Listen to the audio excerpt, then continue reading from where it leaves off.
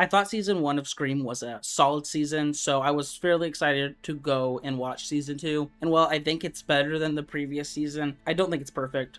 I'm first going to go over my spoiler-free thoughts, and then after that I'll get into my spoiler-filled thoughts. Though, spoilers for season 1, 6 months have passed, and new faces appear as the hunt begins for the Lakewood High killer's mysterious, unknown partner in crime. Before I get into my review, there are a couple of things I would like to mention first. This season has officially 14 episodes, 13 if you count the last 2 episodes as one, since sites like TUBI and Serialize count them as one, while sites like Wikipedia count them as 2 separate episodes. And the last 2 episodes, or 1, depending on how you specify it, are the Halloween special episodes, and I plan on reviewing them separately in an upcoming video. So this review will only be for episodes 1 through 12, as they're like the main story, and then the other 2 episodes are like a spin-off almost, or a side story. The other important thing I want to mention is I accidentally spoiled the big killer reveal for this season for myself. I will go into detail on how I did that in the spoiler part of the review. I'm a little frustrated with myself. I do mention this though because I think it's important, because it impacted my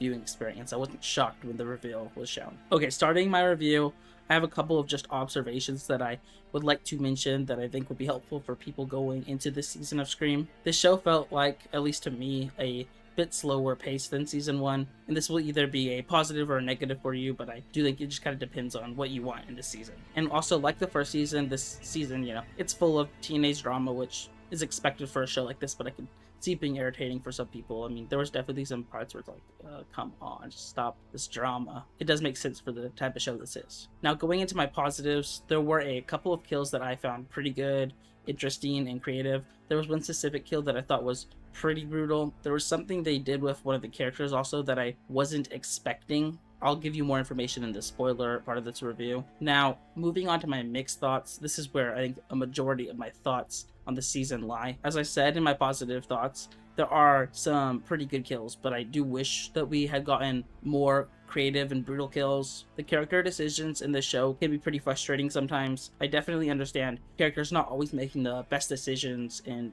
tough situations, but some of the decisions these characters made were questionable to say the least.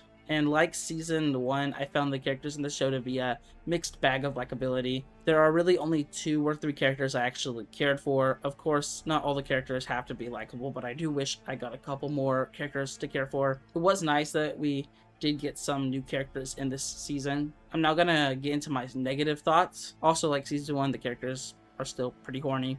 This isn't that big of a deal, but I'm just not the biggest fan of this sexual content in this show. So overall, I thought this was a pretty solid season, and I had a pretty good time with it. I haven't heard the greatest things about season 3, but I'll try to go into it with an open mind and give you my thoughts soon. I'm now going to get into my spoiler-filled part of the review, so big spoiler warning. So when I was doing some research for my video on season 1 of Scream, more specifically, I was looking up the character Clark Hudson. I was trying to look for his death so I could describe it in that review, and I noticed it said the trap that he was killed in was set up by Kieran, who, if you remember, wasn't revealed to be the killer in season 1, so I kind of spoiled it for myself. So going in, I basically knew that Kieran was the killer. To be 100% honest, the characters I actually cared for were Noah Foster and Audrey Jensen, in case you were wondering. Those are the 2 characters that I thought were pretty likable. They were still annoying at sometimes, but they were pretty likable to me. I really liked Seth Branson's death.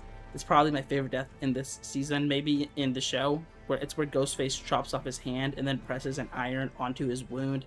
Then he gets stabbed, and later, while still alive, it's shown that he is going to be burned alive. I also thought Eddie Hayes, the employee at the hotel's death, was pretty solid, with him being stabbed in the throat by a corkscrew. And Jake's death was also pretty good. He kind of got like flipped upside down and had his stomach cut open. One thing that kind of puzzles me is how most of the characters still like sleep alone or are alone a lot when they know that Ghostface has broken into their houses. At least I think they know. Correct me if I'm wrong. Like while they're sleeping, and so I just think like, why are these characters still sleeping alone? Like they could be gutted if they're not careful. I also really wish this season didn't pull back as many punches as it did.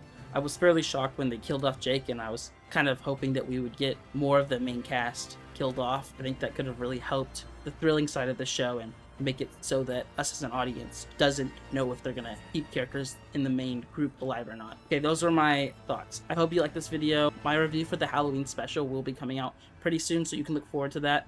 And with all that said, bye.